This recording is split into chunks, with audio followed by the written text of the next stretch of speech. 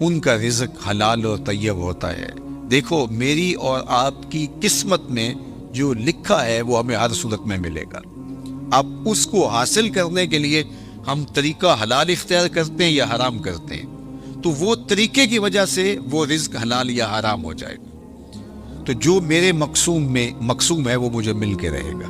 صحیح حدیث پاک ہے کہ جب بچہ شکم مادر میں 120 دن کا ہوتا ہے تو فرشتہ آ کے 3 چیزیں لکھ دیتا ہے۔ اس کا رزق بھی لکھ جاتا ہے، اس کی عمر بھی لکھ جاتا ہے، اس کا شقی اور سعید ہونا بھی لکھ جاتا ہے۔ میرے والد گرامی رحمۃ اللہ تعالی علیہ جب میں شعور کی آنکھ کھولی تو مجھے بارہا کہتے تھے کہ رزق تو اللہ نے کتے کا بھی لکھا ہے، تم تو انسان ہو۔ تو رزق لکھا ہوا ہے، وہ لکھا مقسوم رزق ہے، اس کے اندر کمی بیشی نہیں ہے۔ ہاں اگر ہم خیر کے اعمال کریں اس میں برکت ہوگی، وہ مبارک ہو جائے گا، لیکن وہ مقسوم لکھا ملے گا۔ اب اس کو حاصل کرنا کیسے ہے؟ چاہے حرام طریقے سے اختیار کر لے، چاہے حلال طریقے سے اختیار کر لے۔ میں ایک سادہ مثال دے دوں کہ اہل مجلس کی جانب سے آپ کے لیے کوئی سحری کا انتظام کیا ہوا ہوگا، تو بعد میں وہ آپ کو سحری دینا چاہیں تو ایک آدمی اپنی جگہ پہ وقار سے بیٹھا رہے، تو ظاہر ہے انہوں نے تو جتنے لوگوں کا اندازہ تھا اس کے مطابق انتظام کیا، تو ان کا ذمہ دار آدمی آگے بڑھے گا اور عزت سے اس کے سامنے رکھ دے گا۔ اور ایک آدمی چھچورا ہو اور وہ آگے بڑھ کر کے وہ اس سے سحری چھین لے تو وہ بھی اس کو بھی مل گئی، لیکن اس کے چھچورے پن سے سب دیکھیں گے کہ یار اگر یہ بیٹھا رہتا تو وہ بیٹھا تھا، اس کے لیے بھی انہوں نے حصہ رکھا تھا اور اس کے لیے بھی تھا، تو یہ صبر نہ کر پایا، اس چھچورے پن کی وجہ سے اس پر ملامت ہوئی۔ یہ بات ذہن میں رکھیے کہ رب نے میرا اور آپ کا رزق لکھا ہوا ہے، الٹی چھلانے بھی لگائے تو اس سے زیادہ نہیں مل سکتا اور اس سے کم بھی نہیں مل سکتا۔ اب ہمارا اختیار ہے کہ ہم اس کے لیے چھچورا پن اختیار کریں، یعنی حرام طریقہ اختیار کر لیں، چاہے اس کے لیے حلال ذرائع اختیار کر کے اللہ سے توفیق مانگے تو ملے گا اتنا ہی جتنا ہمارے رب نے لکھا ہوا ہے۔ تو جو ثواب ہے اور جو عقاب ہے، گناہ ہے اور جو اس کے اوپر اجر ہے، وہ ہمارے اس عمل کی وجہ سے ہے۔ تو اللہ جل شانہ اس کو حیات طیبہ عطا کرتا ہے، اس کا ذہن ایسے بن جاتا ہے کہ حرام کی طرف اس کی نظر ہی نہیں اٹھتی، وہ ہمیشہ حلال ذریعے سے اختیار کرتا ہے۔ یہ ہے جو ہے وہ حیات طیبہ کا مفہوم امام قرطبی نے بیان کیا ہے۔ لیکن اللہ تعالیٰ جل شانہ یہ اگر توفیق دے دے، دل کے اندر یہ استقامت عطا کر دے تو پھر ہی ممکن ہوتا ہے، ورنہ ہم نے دیکھا ہے کہ یہ محبت ہی ایسی ہے دولت کی کہ اس کے لیے اکثر لوگ حلال اور حرام کی تمیز اٹھا دیتے ہیں، ختم کر دیتے ہیں، اور جب رزق پاک نہیں رہتا تو کچھ بھی پلے نہیں رہتا۔ یہ بات ذہن میں رکھیے گا۔ بلکہ حضور علیہ السلام نے اس شخص کا ذکر کیا جو لمبا سفر کاٹ کے مکہ المکرمہ میں پہنچے اور کعبۃ اللہ کے سامنے کھڑا ہو گئے، یمد یدیہ، اور اس نے ہاتھ یوں لمبے کیے ہوئے، ایسے لمبے ہاتھ کر کے دعا مانگ رہے، وَمَطْعَمُهُ حَرَامٌ وَمَلْبَسُهُ حَرَامٌ وَمَشْرَبُهُ حَرَامٌ وَغُذِّيَ بِالْحَرَامِ فَأَنَّىٰ يُسْتَجَابُ لِذَٰلِكَ، لیکن اس نے جو کھایا ہے وہ حرام ہے، جو پیا ہے وہ حرام ہے، جو لباس پہنا ہے اس کے تار و پود حرام کی ہیں، اور ہاتھ لمبے کر کر کے دعائیں مانگ رہا ہے۔ اللہ کے محبوب فرماتے ہیں مجھے بتاؤ فَأَنَّىٰ يُسْتَجَابُ لِذَٰلِكَ، اس کی دعا کیسے قبول ہو، جبکہ اس کا بدن حرام رزق سے پلا ہوا ہے، اس نے جو لباس پہنا ہوا ہے، جو حرام کے 2 کپڑے پہنے ہوئے ہیں وہ حرام سے ہے، اب رو رہا ہے ہاتھوں کو لمبا لمبا کر کے، یمد یدیہ، لمبے لمبے ہاتھ کر کے کہہ رہے ہیں یا رب یا رب، لیکن وَمَطْعَمُهُ حَرَامٌ وَمَشْرَبُهُ حَرَامٌ وَمَلْبَسُهُ حَرَامٌ وَغُذِّيَ بِالْحَرَامِ۔ تو پھر بلکہ علماء نے یہ لکھا کہ اگر رزق پاک نہیں رہتا تو اپنی دعائیں تو قبول نہیں ہوتی، نیک لوگوں کی دعاؤں سے حصہ بھی نکال دیا جاتا ہے۔ جب اللہ کے نیک بندے پوری امت کے لیے دعا مانگتے ہیں تو امت میں یہ بھی شامل ہے، لیکن رزق ناپاک ہونے کی وجہ سے ان کی دعا کا جو اس کے لیے حصہ تھا نکال دیا گیا، ان کی دعا اس کے حق میں قبول نہیں ہوتی۔ تو حلال جو ہے وہ حیات طیبہ کا امام قرطبی نے دوسرا مفہوم بیان فرمایا کہ رزق حلال اللہ اس بندے کو نصیب فرماتا ہے۔ اللہ اکبر۔ تو اس کا ایک معنی، ایک مفہوم یہ بھی بیان فرمایا گیا کہ صبر کی توفیق، اور ایک مفہوم یہ بھی بیان فرمایا گیا استقامت علی الدین، دین کا پر استقامت، اور دین پر چلنے کی توفیقات کا نصیب ہونا۔ بعض لوگوں کو توفیق خیر کی نصیب نہیں ہوتی، اور وہ نیکی کا کام کرنا چاہیں بھی تو نہیں کر پاتے، اسباب بھی نہیں اس طرح کے، چونکہ یہ جو ہمیں اچھائی کی نیکی کی توفیق ملتی ہے یہ بھی اس کے کرم سے ملتی ہے۔ میری توفیق بھی تیرے کرم کا صدقہ، یہ قدم اٹھتے نہیں اٹھائے جاتے۔ تو بعض لوگ جو ہے وہ کوشش بھی کر رہے ہوتے ہیں، لیکن ان کی توفیقات ساتھ نہیں دے رہی ہوتی، اور پھر وہ دوبارہ پلٹ کے، میں نے بہت لوگوں کو دیکھا ہے کہ وہ ارادہ کرتے ہیں نہیں ہم اس طرح چلیں گے، ان کا دماغ یہ کہہ رہا ہوتا ہے کہ میں غلط چل رہا ہوں، مجھے صحیح چلنا چاہیے اور میں یوں چلوں، ارادہ بھی کرتے ہیں لیکن پھر پلٹ کے وہاں آ جاتے ہیں۔ تو اس کا کیا مطلب ہوا کہ توفیقات عزدی ان کے شامل حال نہیں، ان سے برائی کے اسباب ان کے لیے کھلتے ہیں، نیکی کے، اچھائی کے، خیر کے اسباب ان کے لیے نہیں کھلتے۔ لیکن حیات طیبہ کا مفہوم یہ ہے جب کوئی بندہ اچھے اعمال کے ذریعے ایمان کی شرط کے ساتھ رب کو راضی کرنے میں لگ جائے تو اس کا پھر حیات طیبہ کا دنیا کے اوپر مفہوم یہ ہے کہ اللہ اس کے لیے نیکی کو مقسوم کر دیتا ہے، اس کے قدم ہی اچھائی کی طرف اٹھتے ہیں، برائی کی طرف وہ جاتا ہی نہیں ہے، اور یہ اس کے لیے خیر کا راستہ ہوتا ہے۔ میں اور آپ دیکھیں یہ حیات طیبہ جو اولیاء کی زندگی ہیں، یہ اللہ ہمیں بھی عطا کر سکتا ہے اگر ہماری طلب سچی ہو۔ جتنی محنت ہم دولت دنیا کے لیے کرتے ہیں اور جتنے گھنٹے اس کے لیے کام کرتے ہیں، جتنی دماغ سوزی ہم اس کے لیے کرتے ہیں، کیا ہم اس سے آدھی محنت بھی دین کے حصول کے لیے کی؟ اگر ہم نے اتنی محنت کی اور ہمیں نہیں ملا تو پھر ہمیں شکوہ ہونا چاہیے، ہم نے تو محنت ہی نہیں کی۔ ہم کہتے ہیں یہ دین ویسے ہی مفت میں ہمارے ہاتھ آ جائے، کوئی محنت کوئی مشقت نہ اٹھانی پڑے، جبکہ حصول زر کے لیے، حصول عزت کے لیے، دنیاوی مناصب کے لیے ہم کتنے پاپڑ بیلتے ہیں اور کیا کچھ نہیں کرتے۔ تو میں اور آپ دیکھیں کہ ہم نے اپنے آپ کو اچھائی کی راہوں میں ڈالنے کے لیے کیا عملی جدوجہد اور کوشش کی۔ اگر ہم نے کوشش کی تو میرا رب اس کوشش کے بدلے میں، اگر سچی کوشش ہو تو ضائع نہیں ہونے دیتا۔ وَالَّذِينَ جَاهَدُوا فِينَا لَنَهْدِيَنَّهُمْ سُبُلَنَا، وہ لوگ جو اللہ کی راہ میں کوشش کرتے ہیں، اللہ فرماتا ہے میں ان کے لیے راستہ نہیں، راستے کھول دیتا ہوں، ایک راہ نہیں بلکہ سبلنا، ان کے لیے کئی راستے کھول دیتا ہوں، اور پھر ان کے لیے در کشادہ ہوتے چلے جاتے اور خیر کے دروازے کھلتے چلے جاتے۔ تو کسی کے لیے توفیقات الہیہ کا حاصل نہ ہونا اور خیر کے دروازوں کا نہ کھلنا اور شر کے دروازے ہی ان کے لیے کھلتے رہنا، تو یہ کسی شخص پر اللہ کا قہر و غضب ہے اور اللہ کی ناراضگی کی دلیل ہے، اور اس کو جو ہے وہ سارے کام کاج چھوڑ کے سچی توبہ کرنی چاہیے تاکہ اس کے لیے خیر کے در کشادہ ہوں، اچھائی کے در کشا ہوں۔ یہ دنیا، یہ زندگی، یہ کائنات جس میں ہم رہ رہے ہیں، یہ ہمارا مقصود نہیں ہے، یہ بات ذہن میں رکھیے گا۔ اللہ تعالیٰ جل شانہ نے مقصود اپنی رضا کو ہمارا بنایا ہے، اور ہم یہاں دنیا میں آئے ہی اسی لیے۔ یہ دنیا بوائی کا موسم ہے، آخرت کٹائی کا موسم۔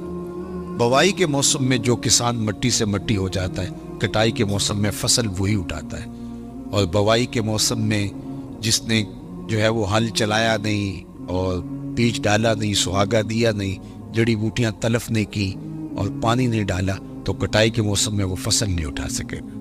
دنیا کو آخرت کی کھیتی کہا گیا ہے۔ خوش نصیب اس دنیا کو آخرت کے لیے گزارتا، دنیا تو گزر ہی جانی ہے۔ یہ روزے کا مہینہ ہے، تو جو روزہ نہیں رکھتا دن تو اس کا بھی گزر جاتا ہے، اور جو روزہ رکھ کے گزارتا دن اس کا بھی گزر جاتا ہے۔ حضرت داتا گنج بخش علی اجویری علیہ رحمہ کے شیخ دنیا ایک دن ہے، ہم روزہ رکھ کے گزار رہے ہیں، گزر تو ہماری بھی جائے گی، اور جس نے عیش و عشرت میں گزاری گزر تو اس کی بھی جائے گی، لیکن آخرت کے مقابلے میں یہ دنیا ہے کتنی؟ اللہ اکبر! یہ ساری زندگی کتنی ہے؟ 60 سال، 70 سال، یہی ٹوٹل زندگی ہے نا، آج تو یہی زندگی ہے، چلو 100 سال لگا لیجئے گا۔ اور آخرت کا ایک دن مقدارہ 50,000 سنہ، قرآن نے کہا کہ آخرت کے ایک دن 50,000 سال کے برابر ہو۔ 50 سال کے برابر نہیں، 100 سال کے برابر نہیں، 50,000 سال کے برابر ایک دن، اور یہ ساری زندگی 60 سال کی، اور اس میں بھی 8 گھنٹے روز سوئے تو تیسرا حصہ تو سو کے گزار دیا، تو اگر 60 سال زندگی ہے 20 سال تو گزر گئے، 20 سال سو کے گزارے، باقی 40 سال ہے، اس میں کوئی بچپن کی مدہوشیاں، کوئی بڑھاپے کے دھکے، روزانہ 1 گھنٹہ بھی واش روم میں گزارے 2 سال تو یہ بھی نکل۔ میرے ایک دوست نے مجھے حساب نکال کے دیا کہ 17 سال بچتے ہیں اگر 60 سال زندگی، چلو 25 سال لگا لیں، 30 سال لگا لیں۔ وہ قصاب کہتا ہے یہ جو آپ کو جانور دے رہے ہیں نا، قربانی کے دن آ رہے ہیں آگے، وہ کہتا ہے یہ جو آپ کو بیل دے رہے ہیں یہ ویسے 5 من کا ہے، لیکن صافی گوشت 3 من نکلے گا، 2 من انتڑیوں میں چلا جائے گا، وہ سارا پاؤں میں چلا جائے گا، باقی صافی گوشت جو ہے وہ 3 من ہے۔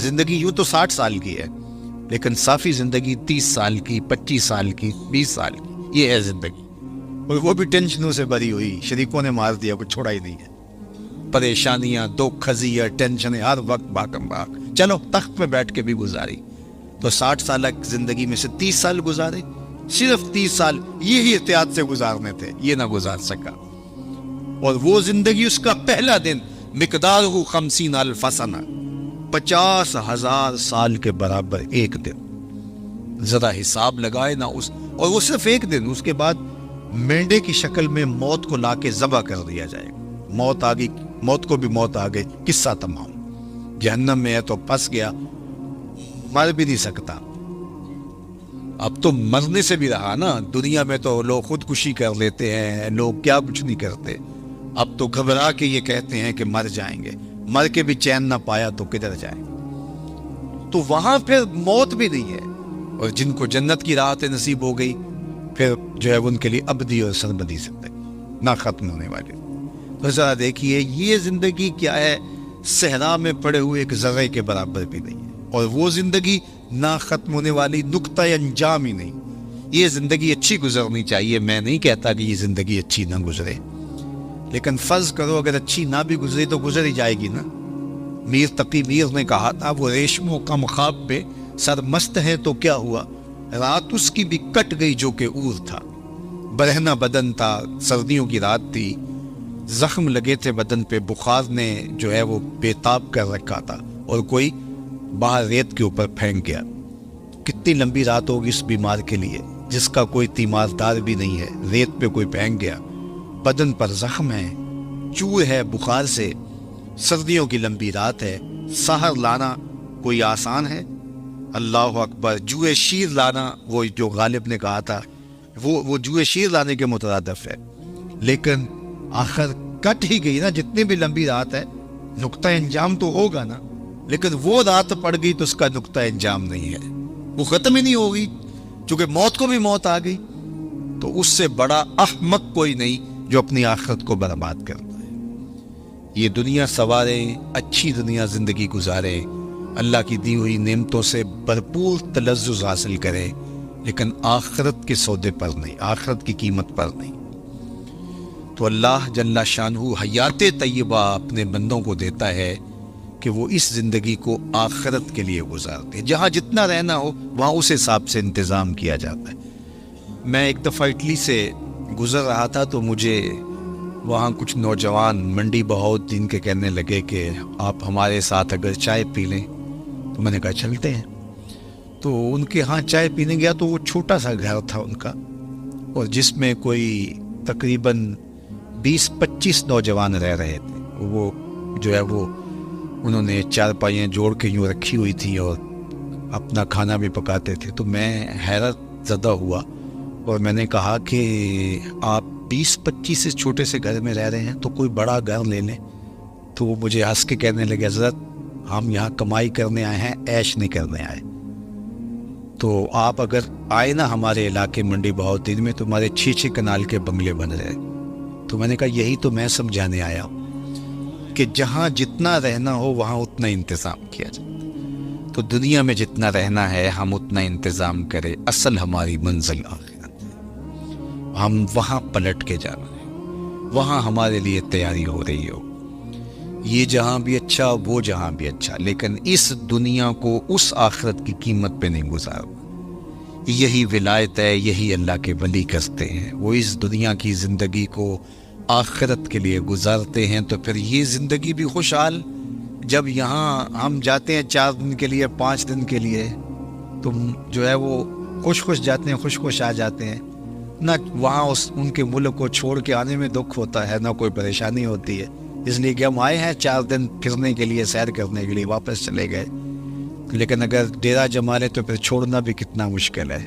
تو اللہ والوں کو دنیا چھوڑنا بھی اوکھی نہیں ہوتی، اس لیے کہ انہوں نے دل ہی نہیں لگایا ہوتا۔ بلال حبشی رضی اللہ تعالیٰ عنہ کا جب آخری وقت آیا، سانس ٹوٹنے لگی، تو زوجہ سرانے بیٹھی تھی، تو اس نے کہا واہ حزن ہو، ہائے افسوس، میرا شوہر مجھ سے جدا ہو رہا ہے۔ تو بلال حبشی رضی اللہ تعالیٰ عنہ کی بھی سانسیں باقی تھی، تو آپ نے پلٹ کے اپنی بیوی کو دیکھا، کہا یہ کیا کہہ رہی ہے، واہ حزن ہو، ہائے افسوس۔ کہا ہاں آپ جا رہے ہیں، تو کہا نہیں یوں نہ کہو، بلکہ کہو واہ تربا ہو غدن القا محمدم و اصحابہ ہو۔ کہا مبارک ہو، میں تو اپنے آقا سے ملنے جا رہا ہوں۔ پھر موت جو ہے وہ تحفۃ المومن بن جاتی ہے۔ حضرت ابراہیم علیہ السلام کے پاس جب جبریل امین اسرائیل علیہ السلام آئے نا روح قبض کرنے کے لیے، تو کہا کدھر آئے ہو؟ کہا قبض روح کے لیے آیا۔ کہا واہ کمال ہے، میرا رب مجھے اپنا خلیل بھی کہتا ہے۔ خلیل عربی میں کہتے ہیں گوڑے دوست، وہ کہ جگری یار جس طرح ہوتا، تو وہاں تو یہ لفظ نہیں بولے جائیں گے، خلیل کہتے ہیں گہرے یار کو، گوڑے یار کو۔ تو اللہ نے حضرت ابراہیم کو اپنا خلیل بنایا۔ حضور فرماتے ہیں اگر اللہ کے علاوہ میں کسی کو خلیل بناتا تو ابو بکر کو بناتا، میرا خلیل صرف اللہ ہے۔ تو اللہ نے اپنا خلیل بنایا حضرت ابراہیم علیہ السلام کو۔ تو جب سندیسہ موت کا بھیجا اسرائیل کے ہاتھوں، تو کہا کہ وہ مجھے اپنا خلیل بھی کہتا ہے، اور ساتھ آپ کو بھی بھیج دیا۔ بھلا کوئی یار بھی یار کی موت چاہتا ہے؟ کیسا بھی کبھی ہوا ہے کوئی یار کی موت چاہے؟ تو کہا میں تو حکم کا پابند ہوں، حکم لے کے آ گیا اللہ کا، تو میں پھر چلا جاتا ہوں، جا کے پوچھتا ہوں کہ تیرا بندہ یہ کہہ رہا ہے۔ تو بارگاہ عزتی میں حاضر ہوئے کہ مالک تیرے خلیل نے یہ کہا ہے، کوئی یار بھی یار کی موت چاہتا ہے۔ کہا پھر جا اور میرے خلیل کو میرا سلام دے، اور کہہ کہ کبھی ایسا بھی ہوا ہے یار بلائے کوئی ملنے بھی نہ آئے، جلدی کر۔ تو پھر دنیا پہ رہنا بھی کمال ہے، دنیا سے جانا بھی کمال ہے۔ فَلَنُحْيِيَنَّهُ حَيَاتًا طَيِّبَةً، پھر ستھری زندگی، ورنہ اس زندگی کے ہاتھوں لوگ تنگ ہوتے ہیں۔ وہ ساغر صدیقی نے کہا تھا کہ زندگی کاٹی ہے جبر مسلسل کی طرح، جانے کس جرم کی پائی ہے سزا یاد نہیں۔ تو پھر کہیں گے زندگی تو جبر مسلسل ہے، زندگی ہے یا کوئی طوفان ہے، ہم تو اس جینے کے ہاتھوں مر چلے۔ پھر زندگی طوفان بن جائے گی، زندگی عذاب بن جائے گی، لیکن اس کے ہو جاؤ زندگی بھی اچھی، آخرت بھی اچھی، یہ جہاں بھی اچھا، وہ جہاں بھی اچھا۔ ربنا آتنا فی الدنیا حسنۃ وفی الآخرۃ حسنۃ۔ تو اللہ کا ولی اس جہاں میں بھی خوش ہوتا ہے، اس جہاں میں بھی خوش ہوتا ہے، حیات طیبہ اس کو عطا کر دی جاتی ہے۔ اللہ صاحب مزار کے درجات کو بلند فرمائے۔ کیا فرمایا من عمل صالحا من ذکر او انثی وہو مؤمن فلنحیینہ حیاتا طیبہ، جو کوئی اچھی عمل کرے، چاہے مرد ہو چاہے وہ عورت، شرط ہے کہ وہ ہو مومن۔ فَلَنُحْيِيَنَّهُ حَيَاتًا طَيِّبَةً، ہم اسے ستھری اور پاکیزہ زندگی عطا کر دیتے۔ حیات طیبہ، پاکیزہ زندگی ان افراد کا، ان لوگوں کا مقصوم ہے جو اپنی زندگی اللہ اور اس کے رسول کے لیے وقف کر دیتے ہیں۔ نحیینہ کے اندر بھی مادہ حیات موجود تھا، لیکن حیاتاً طیبہ الگ تاکید لفظی کے ساتھ اس مضمون کو مؤکد کیا گیا ہے کہ کوئی ابہام میں نہ رہے کہ جو میرے ہو جائیں پھر میں ان کو مرنے نہیں دیتا۔ ان کو ابدی اور سرمدی فیضان نصیب کیا جاتا ہے، اور زمانے مٹ جاتے ہیں، زمانے پہ آنے والے لوگوں کے نشان باقی نہیں رہتے، لیکن ان کے نشانات میں مسخ نہیں ہونے دیتا۔ مٹ گیا مشتاق دل سے رنگے یاد رفتگاں، پھول مہنگے ہو گئے قبر پرانی۔ کتنے لوگ آئے اور چلے گئے، زمانہ آج ان کا نام بھی نہیں جانتا۔ لیکن جنہوں نے اپنے دل کو اپنے مالک کے لیے وقف کر دیا، میرے رب کا وعدہ ہے ان کے نشان نہیں مٹنے دیں۔ آپ لاہور جاتے ہیں تو راوی کے اس پاس جہانگیر کا مقبرہ ہے، بر ہند کا مطلق العنان حکمران، جس کے نقارے بجتے تھے اور پورا ہندوستان اس کے زیر نگیں تھا۔ موجودہ پاکستان، مشرقی پاکستان اور پورا انڈیا، برما، یہ سارے علاقے زیر نگیں تھے، نقارے بجتے تھے۔ لیکن آج اگر آپ وہاں جائیں تو قبر پہ حسرتیں برستی دکھائی دیں گی۔ دن کو جائیں یا رات کو، وہاں آپ کو روشنیوں کا اہتمام دکھائی نہیں دے گا۔ اب پارک بن گیا ہے، اس کے دم سے کچھ لوگوں کا آنا جانا زیادہ ہو گیا، لیکن خالص مزار کے احاطے میں آپ کو قرآن پڑھنے والے لوگ موجود نہیں ملیں گے، تاش کھیلنے والی ٹولیاں بیٹھی نظر آئیں گی۔ وہاں جانوروں کی پینٹیں تو دکھائی دیں گی، تمہیں تازہ گلاب نظر نہیں آئیں گے، بلکہ بالکل اس کے ساتھ اس کی محبوب بیوی ملکہ نور جہاں کا مقبرہ ہے۔ یہ وہ خاتون تھی، جب بادشاہ تخت پہ بیٹھتا تو یہ بادشاہ کے پیچھے بیٹھتی، درمیان میں پردہ لٹک رہا ہوتا۔ بادشاہ کا کوئی فیصلہ اسے پسند نہ ہوتا تو پیچھے سے کمر ٹھونکتی تو بادشاہ اپنے فیصلے تبدیل کر لیتا، جس کے اشارہ ابرو پر ہندوستان کی تقدیر کے فیصلے بدلتے تھے۔ آج اس خاتون کا مقبرہ بھی اس کے ساتھ اندھیرے میں پڑا دکھائی دیتا۔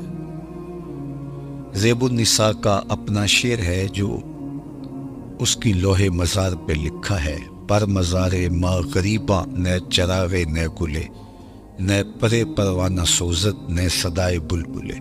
ہم غریبوں کی قبر پہ نہ کوئی چراغ جلانے آئے گا، نہ کوئی پھول ڈالنے آئے گا، نہ کسی بلبل نے گیت گانے ہیں اور نہ کسی پروانے نے پر جلانے۔ وہ جو مطلق العنان تھے، جن کا طوطی بولتا تھا، جن کے نقارے بجتے تھے، چلتے تھے تو ہٹو بچوں کی صدائیں ہوتی تھی، آج غریب بنے ہوئے۔ بر مزار ماں غریباں، نئے چراغے نئے گلے۔ میں راوی کے اس پار کی کہانی آپ کو سنا رہا ہوں، اب راوی کا پل پار کر جائیں۔ ایک لوح مزار ادھر بھی ہے، یہاں تو ہے بر مزار ماں غریباں، نئے چراغے نئے گلے، اور وہاں لکھا ہے گنج بخشے فیض عالم، مظہر نور